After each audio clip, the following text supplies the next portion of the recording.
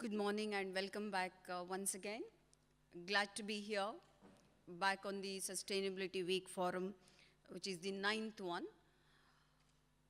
First of all, after an interesting panel discussion this morning, where we kind of agreed that yes, 17 goals are important, but of course there's much more, many more things, especially the tolerance, as Dr. Rashid Ali mentioned, happiness are all needed.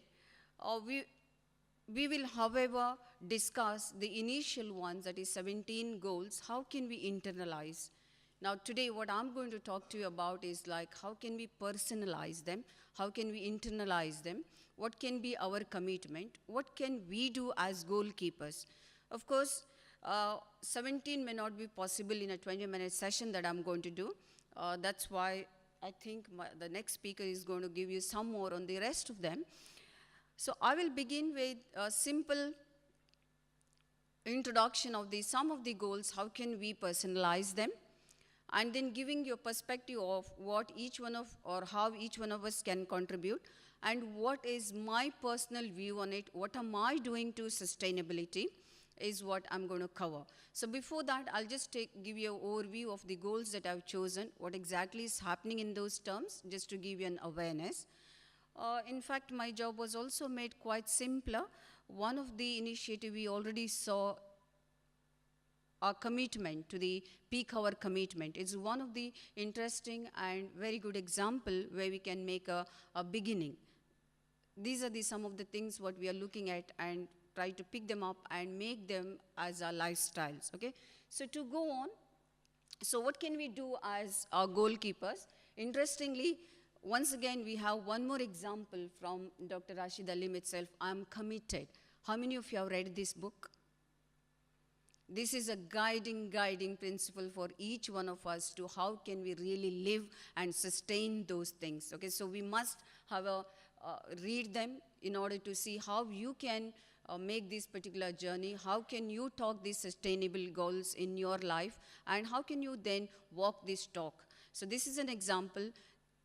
And this is something interesting that we need to take it forward. So moving from there, it's like the 17 goals that just to give you an overview, this is what they are, but I'll just go to the ones that we are more relevant. So the first of all, no poverty. Why? Because why this was chosen? Because only 1% of the world's combined income is actually required to end poverty worldwide.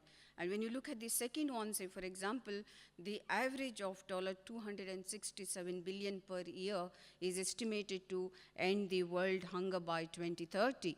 And look at the third one. The third one, which says good health and well-being. 6 million children die before their 5th birthday each year. So promoting and protecting our health, raising awareness within our community, maintaining healthy lifestyles are quite important.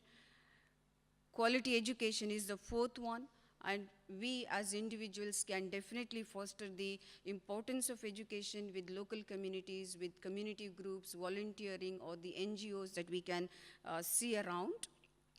And another more important contribution that we can make in the workplace, again, there was a question this morning, what can we do as organizations to what kind of KPIs can we relate? And this is one of the areas where we can put KPIs to promote the gender equality and empower all the women and girls. And this is one of the major concern in our society, and this is also important where we can contribute to this by doing some kind of the equality, empowerment, women related initiatives to promote them.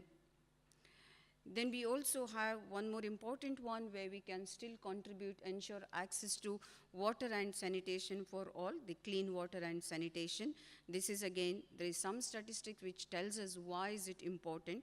So we can contribute very clearly here, generating awareness and building something called as change in our millennial, the younger lifestyles, which are really becoming unsustainable these days. We'll talk about in a while about this. And then we have affordable and clean energy. This is because 1 in 5 people in the world who do not have access to electricity, still this particular situation exists, and therefore saving, switching off the unused items or unused instrument will definitely give us some kind of a saving here. This is why another important one where we can really internalize and personalize them. Sustainable consumption that we spoke about, the production patterns, each one of us can think about what we consume to a moderate level, to a needed level, and to reduce. So the simple strategy of following reduce, reuse, recycle, as you saw some of the examples as you go and travel in a hotel, you stay in a hotel, for example. So where the excess use of materials, resources is there, which can be limited, which is within our hands. And not only is that we look at the resources which are outside, but within our own living settings, we can also apply this formula of reducing, reusing, and recycling. Climate change or climate action is another important thing where we can also contribute. So safeguarding our ecosystem, saving electricity, once again, is one of the actions that we can do. Just to give you an idea of, like, these are some of them that we can really personalize, internalize them, and can begin our contribution or a commitment to the sustainable journey.